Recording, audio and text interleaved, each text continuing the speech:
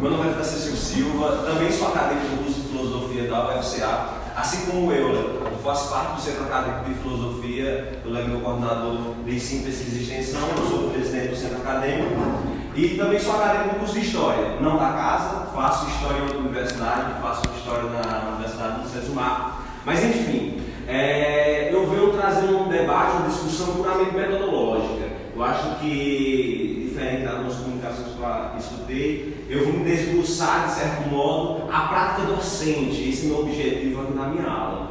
Mas, para iniciar minha apresentação, de certo modo, eu quero primeiro apresentar um problema que, ao meu ver, é um problema puramente filosófico. Puramente filosófico, eu vou distribuir isso na minha fala.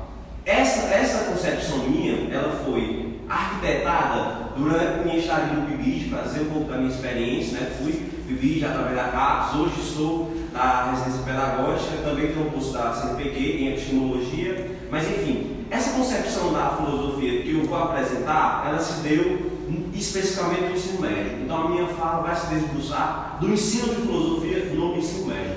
Que questão é essa, Francisco? Que questão é essa que você vai apresentar? A minha questão é muito clara, no sentido que me parece que o ensino de filosofia contém um quê de abstração que outras áreas do conhecimento não possuem. Como assim? Quando eu falo de uma aula de matemática, quando eu falo sobre 1, 2, a soma, a divisão, todo o sistema matemático, a percepção do a percepção da matematização, ela é concreta, de certo modo. Quando eu falo sobre o ensino de filosofia, essa percepção não é tão instantânea. Quando eu falo da química, quando eu falo sobre estado líquido, sólido, gasoso, você vem de imediato. Quando eu falo da biologia, quando eu falo sobre um animal, uma doença, você tem uma percepção quase que instantânea. Você tem uma compreensão do conteúdo que será abordado pelo professor mais próximo. Da linguagem, quando eu falo sobre a estrutura morfológica, da semântica, enfim. Me parece que nas demais áreas do conhecimento, esse conhecimento que vai ser trabalhado em sala de aula, ele é mais afetivo, ele mais é próximo cognitivo, talvez pela experiência. Mas me diga, que horas é? Todo mundo vai dizer quais são as horas, mas a pergunta filosófica é: o que é o tempo? Aí você já começa: bem assim, não sei como é que é, veja bem. Todo mundo fala sobre: eu quero liberdade, mas você pergunta: o que é liberdade? Veja bem, não é bem assim. Todo mundo diz: então hoje eu não estou feliz, não estou alegre. Mas o que é a hegemonia de Aristóteles? Percebe que conteúdos puramente filosóficos, ele trabalha com um quê de abstração, que quando você chega nele, você é distanciado. Você não tem a percepção instantânea.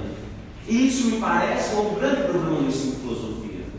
Porque você está trabalhando com um estudante do ensino médio, que ele não tem uma proximidade com o tema, ele não tem uma familiaridade. E que se o objetivo do ensino é um processo de ensino-aprendizagem, ou seja, o meu docente necessita ter um ganho epistêmico, um ganho cognitivo, essa proximidade ela tem que ser mais próxima.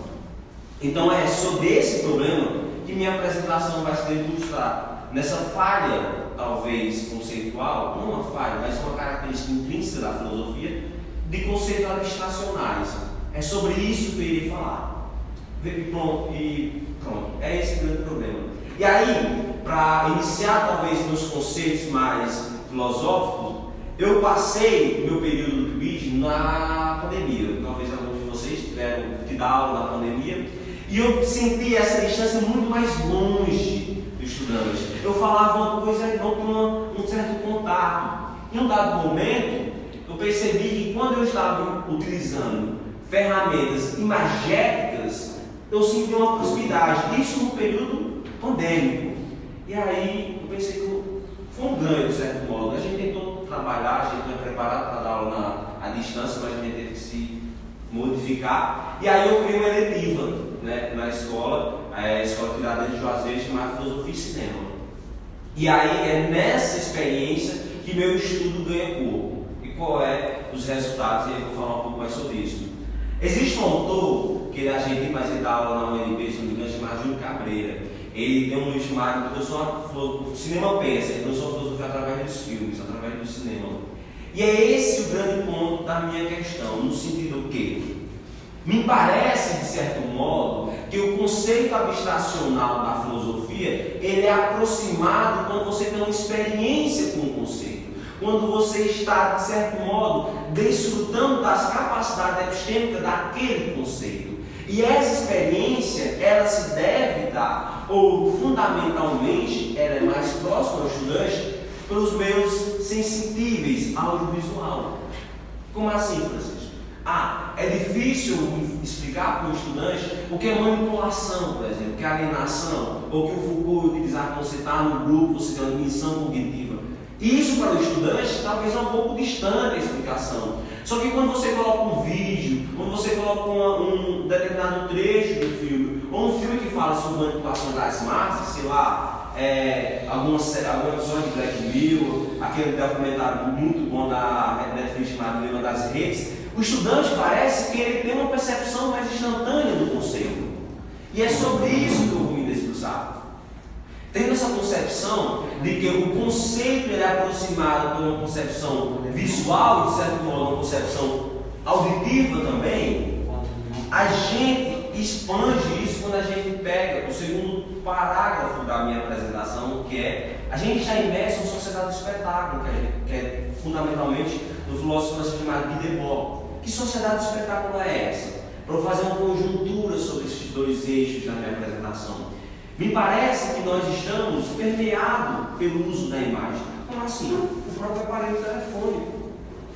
Acho que é impossível talvez seja uma palavra forte, mas é quase inviável você conviver harmonicamente nesse ambiente social atual se você está conectado. E essa conexão, ela é fundamentalmente visual. E aí talvez eu esteja falando com um público que talvez não tenha sentido isso muito, né? A facilidade aqui é um pouco mais elevada, mas quando a gente está falando sobre o ensino de filosofia no ensino médio, os meus alunos, eles vivem as redes sociais de uma maneira muito mais próxima do que até mesmo eu, que sou quase da mesma idade. Então, uma dinâmica que eu faço sempre em sala de aula, pegue um estudante, peça para ele abrir o smartphone dele, no Instagram, no TikTok, lá tem uma ferramenta de quantas horas você passou conectado. Você vai ver que tem estudante com 2, 3 horas conectados. Essa percepção ele não tem de quanto tempo ele passou ali.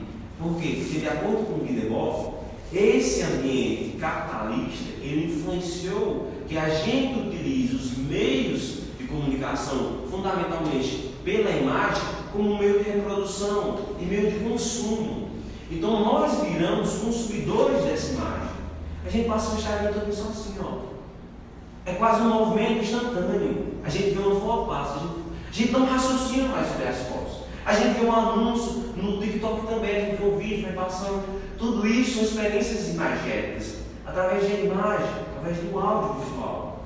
Então, se nós estamos dando aula de filosofia, não, é só uma pergunta. Se você acha que os meios de comunicação têm esse poder, assim como você está colocando, e pela posição do Elon Musk, que comprou lá o Twitter, né? O Twitter perdeu, sei lá, 50 milhões, e o Cubo, né? O Cubo lá, que é a nova rede social, né? Você não acha também que não tem a possibilidade do cidadão ser crítico, de entender as relações de poder, as relações de sociedade, a relação de alguma coisa? Como você está colocando aí, parece como se a gente fosse, na sociedade imagética, como se a gente fosse um bocado de robôs, que a gente recebesse as coisas, né? Que a gente não tivesse claridade das coisas, né? É claro que quando o Elon Musk comprou, ele adora ter cachaça, sempre tem assim, não, ele comprou o Twitter, comprou uma dose de cachaça que ele está comprando aí. Mas ao mesmo tempo o cidadão tem a possibilidade de se questionar. A rede social também não se impõe por si. Ela tem as valorações em relação a isso. Eu vou falar isso quando eu estiver no ponto do Adorno. No final da minha fala eu cheguei a esse ponto. E aí eu faço a conjuntura do ensino de filosofia, por isso que a gente tem que utilizar a imagem. Mas com a reflexão, vou falar no final da minha fala. Voltando. Então, se nós estamos permeados pelo uso da imagem, principalmente o público do ensino médio, me parece que é uma conjuntura e uma casualidade. a abstração conceitual da filosofia, que pode ser aproximada, que o Guilherme chama de logopatia, ou seja, o discurso através da imagem do filme tem uma lógica, mas também tem um quê afetivo. Então eu me deparo com o problema abstracional, conceitual da filosofia, ou seja, a filosofia tem esse problema conceitual, ele é um pouco abstrato para o estudante. E esse mesmo estudante, ele está inserido em um ambiente totalmente permeado pela imagem, e que não é uma concepção nenhuma, é uma concepção do que vê sociedade do espetáculo. Então a gente se depara em dois pontos de conjuntura: um problema metodológico, de certo modo, um problema aqui de ensino, dois problemas de filosofia, porque a filosofia se debruça sobre vários problemas do ensino médio. Problema de carga horária, uma aula semanal para os conteúdos de filosofia, enfim, novo ensino médio, você vai ver as trilhas de aprofundamento, não tem mais filosofia de certo modo, nem história de certo modo, mas enfim, é dois problemas da filosofia. Então, pegando esse problema e pregando essa característica puramente social, a gente chega no ensino e a gente casa um problema com uma característica do meu estudante. Qual é a característica do estudante? É que ele está habituado a utilizar imagens como consumidores. Essa é a característica. E nós estamos incluídos nessa característica. Um primeiro passo para a gente se libertar, talvez, no meio de manipulação da imagem das redes sociais, é saber que nós estamos inseridos. É muito cômodo a gente achar que a gente utiliza as redes sociais só a nosso favor. Porque só que aparece ali é os algoritmos. Quem é que aparece? Um exemplo disso, eu sou da filosofia. Se tiver alguém que não seja da filosofia, se eu colocar um termo filosófico lá, vai aparecer um determinado tipo de pesquisa. Se você coloca o mesmo tema, não vai aparecer as mesmas coisas, porque a linha de uso dos algoritmos são distintas. Então, sim, somos usuários dessa ferramenta e sim, somos ferramentas desse sistema mais amplo. Mas, enfim, falando sobre o problema metodológico, se eu me deparo sobre esse conceito primário da sociedade, que é o uso da imagem, me parece que é cômodo ou que é favorável eu utilizar essa característica da minha sociedade para dar um ensino de filosofia. Porque qual é o intuito da filosofia do ensino médio? Eu vou utilizar o adorno, é a emancipação, é a saída da minoridade para a maioridade, é a saída de uma capacidade cognitiva de subsistência. Aí é Kant. Kant também utiliza isso, mas Adorno tem um livro chamado Educação e Emancipação, que ele utiliza no último capítulo, que é um livro que é um monte de conferências, e a educação sobre a barbárie e o último é a Educação e Emancipação. Mas enfim, então, utilizando esse conceito do Adorno, que o intuito da educação é a emancipação, eu preciso, e me parece, precisamos como professor de filosofia, utilizar a ferramenta que o próprio estudante utiliza durante o dia todo, que é a imagem, que é a experiência visual, para o ensino. Ou seja, a proximidade que as outras disciplinas têm, que é ali do dia a dia, do hábito. Quando eu falo sobre doenças, quando eu falo sobre química, quando eu falo sobre matemática, geografia, esses conteúdos são diariamente conectados ao estudante. É muito mais cômodo para os professores. Só que se eu utilizo no ensino de filosofia uma característica que também está implícita no meio cotidiano dele, qual é? A imagem, eu estou me colocando no barco das outras disciplinas. Eu estou me colocando no mesmo âmbito. Ou seja, a minha discussão ela não será mais distante do estudante, como ela é puramente conceitual. Ela, de certo modo, vai trazer um quê de familiaridade. Como assim, professor? Eu falei que minha discussão seria metodológica. A gente pega um filme, sei lá, não sei se vocês conhecem, mas considerado um curta-metragem, Ilha das Cores, é um clássico do filme brasileiro. É um filme curtinho, mas aquele vídeo, ele trabalha tantos temas, que se você mostra ao estudante que eu fiz isso, então é lá, funciona, o estudante começa a filosofar sem você falar do autor, sem você falar do conceito. Tem um vídeo, tem um episódio daqui chamado Urso Branco. Coloca alguém para assistir e não fale sobre manipulação, não fale sobre alienação. Os estudantes assistem aquilo e eles estão falando sobre manipulação e alienação de um modo muito próximo. Agora, se eu chego e digo, Foucault falou isso, cria uma distinção até mesmo epistêmica. Porque quando eu faço uma verificação de um filósofo para o estudante, parece que eu estou fazendo uma titulação ao estudante. Esse autor aqui, que é um grande autor, um grande pensador da filosofia, ele falou isso. Aí a gente tenta trazer outras ferramentas do cotidiano do estudante para comprovar o que o autor falou. Só que aí a gente joga naquela teoria da sala invertida, de certo modo. Eu primeiro mostro a aplicabilidade. Eu cheguei aqui no meio da discussão que alguém falou que a filosofia tem que ser prática. Então é isso mesmo. Primeiro eu estou mostrando como o conceito funciona. Audiovisual. Ele está vendo como a liberdade, a filosofia, destino, todos os temas da filosofia, ele está vendo ali, vivenciando. Então ele já conseguiu compreender que talvez seja um grande quê da filosofia, que é aplicação. Ele agora vai conseguir entender que a alegoria da caverna é uma libertação. Não porque eu expliquei, porque ele viu que ali, talvez o filme mais clássico, Matrix, alguém fez uma escolha e essa escolha fez com que ele saísse do cômodo. Ou melhor, o show de Drummond. Ele viu ali todo um aparato de uma sociedade que fornecia um cômodo social e o próprio indivíduo escolheu sair disso, ou seja, sair da bolha. A maior dificuldade no ensino de filosofia, no ensino médio, é a compreensão do estudante, não é a exposição puramente oral. É que o estudante não decora, Kant falou isso, Hegel falou isso. Não, eu concordo que isso é fundamental. A minha bolsa de CNPq é sobre epistemologia, Kant é kantismo, professor Ivânio da UFCA. Eu acho que isso é importante, só que o mais importante, ao meu ver, no ensino médio, é fornecer a emancipação do estudante, é fornecer as capacidades críticas do estudante. Mas como é que eu vou querer, ou como é que eu vou exigir do estudante que ele utilize as redes sociais, que ele tenha um posicionamento crítico social, que eu só estou falando sobre os conceitos, que eu não estou mostrando na prática, e que essa prática puramente verbal ou oral, melhor dizendo, ela não apresenta a familiaridade, questão afetiva. Porque em um discurso do ensino, ele tem que ser lógico, mas ele tem que ser próximo. Porque se você se baseia puramente na logicidade, você fornece ao estudante apenas capacidades cognitivas em um ambiente que talvez o estudante não tenha familiaridade, não se aproprie daquele conteúdo. Então, finalizando minha fala, para não me estender tanto, o grande quê da minha pesquisa e a finalidade da minha pesquisa, que é uma pesquisa em andamento,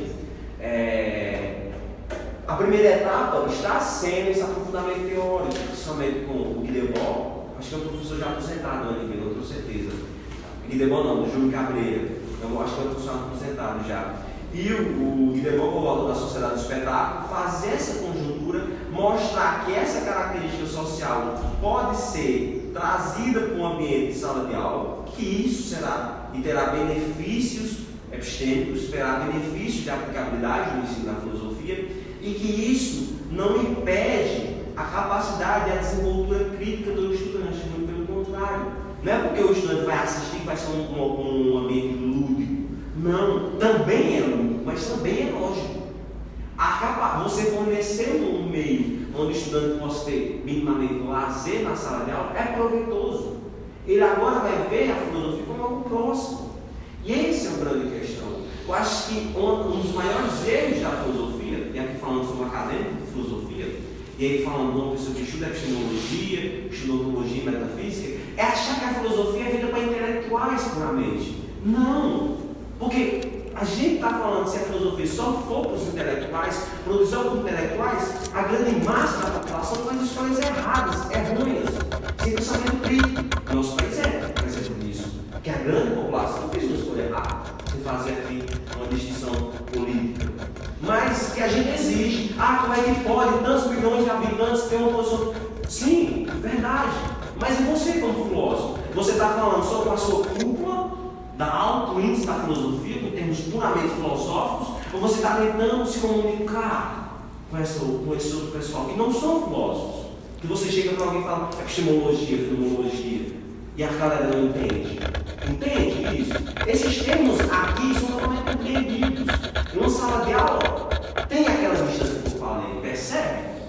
Então é essa distância que me parece que a tradição filosófica gosta de ter uma continuidade, que é fundamental sim, que eu tenho que quebrar. E eu quebro isso como? Trazendo uma proximidade do estudante para os termos da filosofia, para os conteúdos da filosofia. E, ao meu ver, a melhor forma de dar uma proximidade do estudante com o conteúdo filosófico é através da experiência. E, para mim, a experiência audiovisual fornecida pelo cinema, e eu não estou falando de filmes completos, eu estou falando de uma experiência audiovisual mesmo, pode ser cenas, vídeos, enfim, parece casa, parece que o estudante se copia, porque ele viu, ele identificou, às vezes já aconteceu com ele.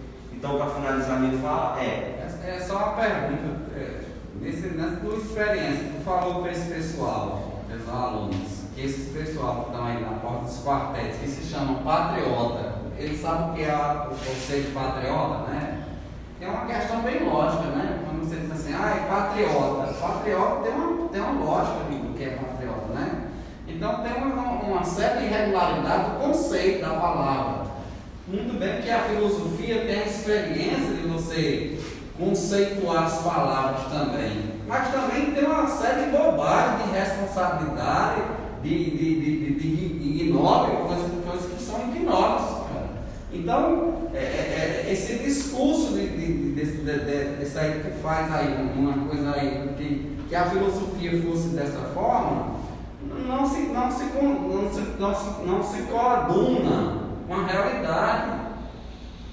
Tem gente que fica invadindo os quartéis, tem gente que tem defendendo intervenção militar, e todo mundo, e esses caras têm na cabeça deles que eles são patriotas. Veja que não a palavra patriota